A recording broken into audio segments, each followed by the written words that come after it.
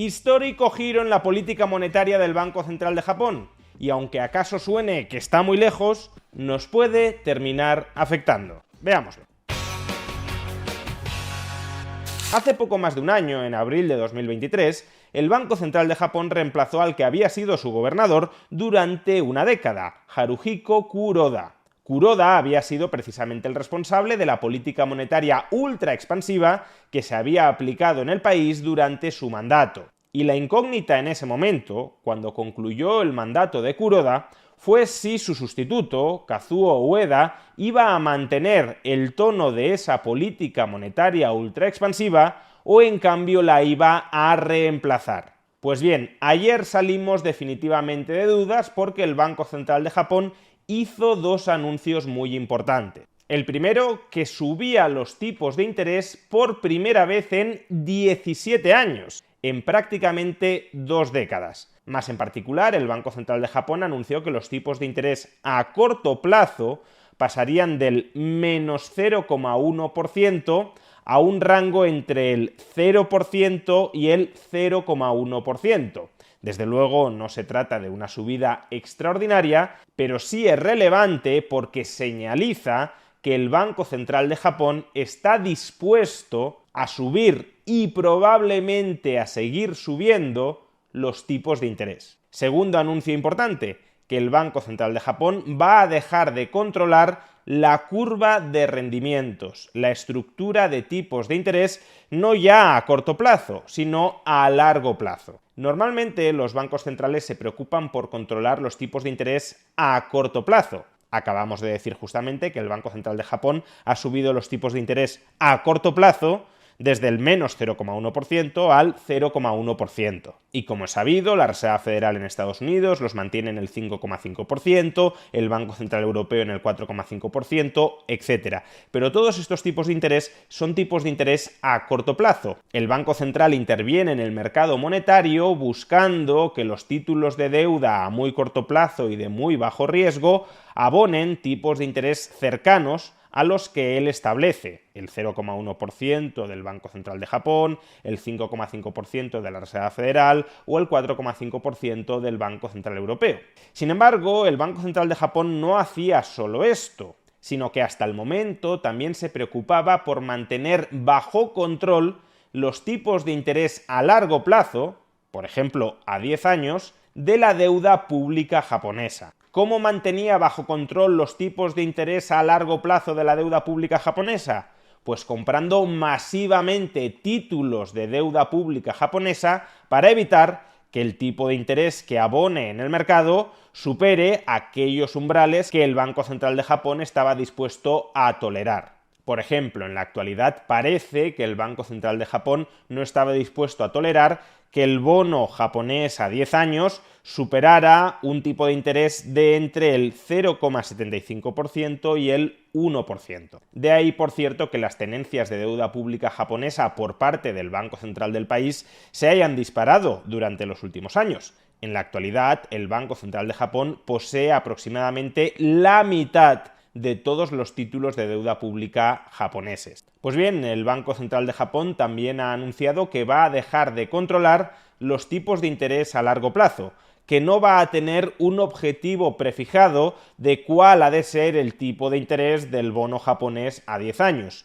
Eso no significa que vaya a dejar totalmente de intervenir en el mercado. Ya ha dicho que si observa una escalada, una subida muy fuerte de los tipos de interés de la deuda pública japonesa a largo plazo, intervendrá, comprará deuda pública. Pero en principio, si esto no sucede, va a dejar de comprar nuevos bonos del Tesoro japonés y al contrario, va a dejar que su balance se reduzca de tamaño. Conforme los títulos de deuda pública que ha comprado hasta el momento vayan amortizándose, no los renovará. Por tanto, el tamaño de su balance se reducirá.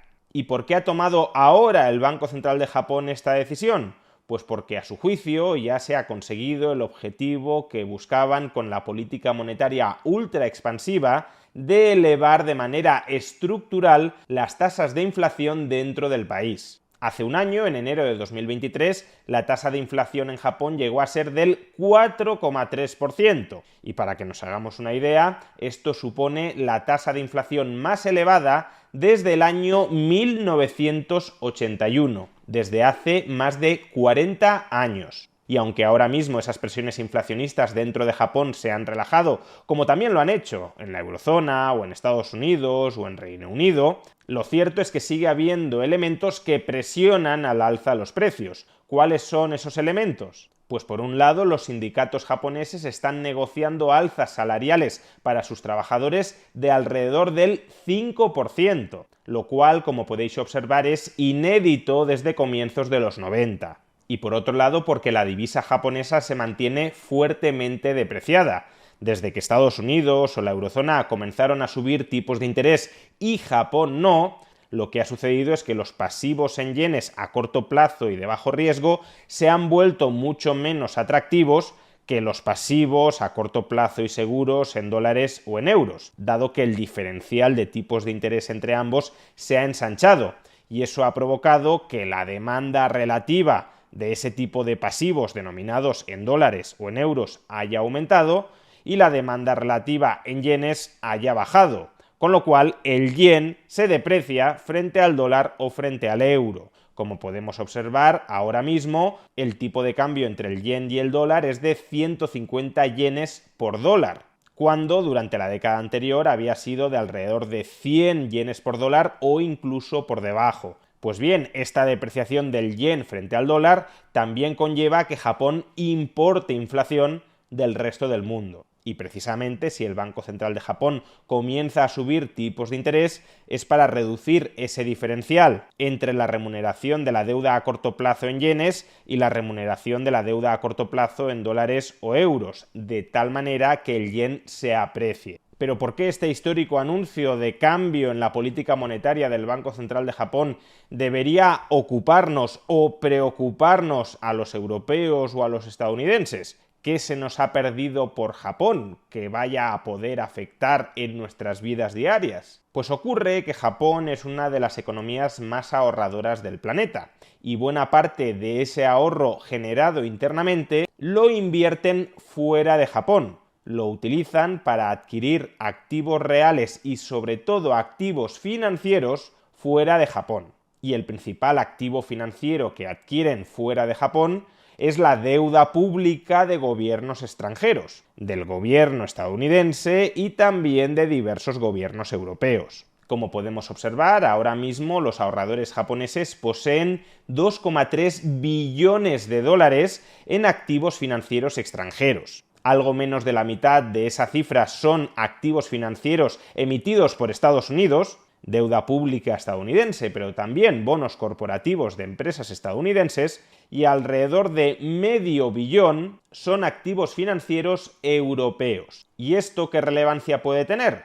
Pues que si ahora, con el giro de la política monetaria del Banco Central de Japón, los tipos de interés dentro de Japón comienzan a subir, tanto los tipos de interés a corto plazo como los tipos de interés a largo plazo, los ahorradores japoneses se pueden plantear que les resulta conveniente dejar de estar invertidos en activos financieros extranjeros, que sí, ahora mismo esos activos financieros en dólares o en euros abonan tipos de interés más elevados, pero al mismo tiempo también exponen a los ahorradores japoneses al riesgo de divisa. Y cubrir ese riesgo de divisa es caro y reduce la rentabilidad que obtienen por estar invertidos en esos bonos extranjeros. Pues bien, como digo, si los ahorradores japoneses se plantean que ya no les resulta tan atractivo estar invertidos en bonos denominados en moneda extranjera y que por tanto puede que les convenga vender esos bonos para invertir en deuda, en activos financieros denominados en yenes y emitidos dentro de Japón, lo que puede terminar ocurriendo como consecuencia de ese rebalanceo de cartera es que el precio de los activos financieros europeos y estadounidenses baje y por tanto que los tipos de interés implícitos en esos activos financieros suban. Por tanto, aunque ahora mismo la expectativa generalizada dentro de la eurozona o en la economía estadounidense es que los tipos de interés van a comenzar a bajar a lo largo de este año, habrá que estar muy atento con lo que sucede en Japón, porque si el Banco Central de Japón comienza a subir de manera significativa sus tipos de interés, y de momento ya ha dado el primer paso y ya ha anunciado que va a dejar de preocuparse por el tipo de interés de los activos financieros a largo plazo, si los tipos de interés subieran en Japón de manera apreciable, resultaría más complicado que los tipos de interés bajaran en la eurozona o en Estados Unidos. Es decir, que el giro en la política monetaria del Banco Central de Japón añade ruido, añade incertidumbre en el rumbo que van a seguir los tipos de interés en Estados Unidos o en la eurozona. Hay argumentos de peso para esperar que bajen, pero también el Banco Central de Japón ha irrumpido ahora con ciertos argumentos para temer que puedan llegar a subir. ¿Implicaciones prácticas de todo ello para el ahorrador particular? Pues que si uno considera que las probabilidades de subidas de tipos de interés en el futuro han aumentado de manera significativa, debería mantenerse en liquidez o en instrumentos de deuda a corto plazo. Si en cambio uno no atribuye una probabilidad especialmente alta a que suban los tipos de interés y considera que el escenario base sigue siendo el de bajada de tipos de interés, debería aprovechar ahora para invertir en activos financieros a más largo plazo para cerrarse rentabilidades más altas de las que espere que vayan a prevalecer en el futuro. Por ejemplo, Freedom24, que es la entidad que apadrina este vídeo, dispone ahora mismo de un plan de ahorro diario, la cuenta D, que remunera el ahorro en dólares al 5,31% o el ahorro en euros al 3,89%. Como los tipos de interés de la cuenta D se devengan diariamente, uno puede reembolsar su ahorro en el momento en el que lo necesite, de tal manera que si subieran tipos de interés, podría reembolsar el ahorro invertido en la cuenta D para adquirir en el futuro activos financieros que paguen tipos de interés más altos. O alternativamente, Freedom24 también dispone ahora mismo de planes de ahorro llamados a largo plazo, aunque en realidad son a corto o medio plazo, a 3, 6 y 12 meses. Esos planes de ahorro a largo plazo abonan un tipo de interés de hasta el 8,76% en dólares o de hasta el 6,42% en euros. Si uno teme que los tipos de interés a corto plazo van a bajar en el futuro cercano, tendrá más sentido que invierta a un año, a 12 meses, para cerrarse estos tipos de interés más altos que aquellos que habrá en el futuro cercano si efectivamente los bancos centrales, a pesar de lo hecho por el Banco Central de Japón, si los bancos centrales de Europa o de Estados Unidos consiguen rebajar los tipos de interés. Ambos productos de Freedom24, por cierto, están cubiertos por el Fondo de Compensación de Inversores de Clientes de Empresas de Inversión de Chipre por un importe de hasta 20.000 euros. Si quieres obtener más información sobre estos productos de inversión ofertados por la entidad que apadrina este vídeo, Freedom24, la puedes obtener pinchando en el enlace que aparece en la caja de descripción del vídeo. En definitiva, a falta de saber exactamente cuál será en el futuro la política monetaria del Banco Central de Japón, si seguirá subiendo tipos, si permitirá que el coste de financiación de la deuda pública japonesa se eleve de manera significativa, lo cierto es que meramente por subir por primera vez en 17 años los tipos de interés y meramente por haber anunciado que va a dejar de controlar el tipo de interés de la deuda pública a largo plazo de Japón, solo por esto el Banco Central de Japón le acaba de pegar una patada al tablero de los mercados financieros globales.